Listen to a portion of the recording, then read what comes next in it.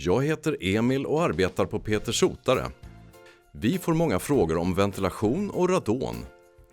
Radon finns bland annat i marken och i våra byggnader, men i varierande nivåer. I små doser är radonet relativt harmlöst, så det viktiga är att hålla koll på gränsvärdena och att hålla ner exponeringen över tid.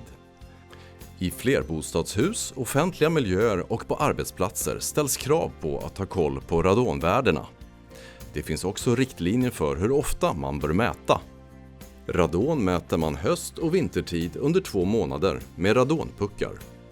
Men vi kan också göra en korttidsmätning där vi på några timmar eller dygn snabbt kan få en indikation om eventuella förhöjda värden. Vid förhöjda värden så kan vi hjälpa till med åtgärderna för att få ner radonnivåerna. Hör av dig till oss så får du veta mer.